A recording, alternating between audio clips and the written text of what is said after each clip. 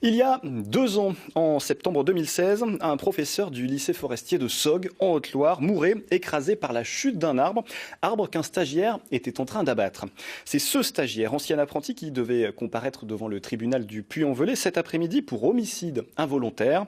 Mais le procès a une nouvelle fois été renvoyé. La justice veut se donner du temps pour rechercher les responsabilités. Gérard Rivolier et Elodie Monnier. Une nouvelle fois, les collègues de Johan Bérodeau, le jeune formateur tué par la chute d'un arbre de 30 mètres il y a un peu plus de 2 ans, se sont réunis aujourd'hui devant le tribunal.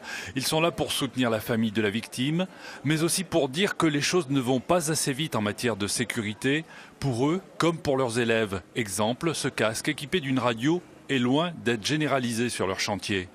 Chacun dans son établissement essaye de faire avancer les conditions de sécurité et d'avoir des moyens matériels et humains pour travailler correctement. Malheureusement, il n'y a pas de volonté d'améliorer au niveau national, en fait, qu'il y a un travail national, puisque du coup, ça demanderait énormément de moyens. Vous comprenez que 480 € pour l'ensemble des formateurs forestiers en France, ça fait un budget Pour un casque comme celui-ci.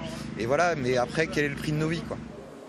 À l'audience, une nouvelle fois, les syndicats enseignants et leurs avocats demandent un renvoi pour qu'un juge d'instruction puisse rechercher toutes les responsabilités et pas seulement celle du stagiaire qui comparaît, celui qui a fait tomber l'arbre sur son formateur. C'est l'employeur qui a une obligation générale de sécurité. Ce n'est pas le salarié formateur, ce ne sont pas les apprentis qui ont la responsabilité première d'une obligation absolue de sécurité. C'est l'employeur.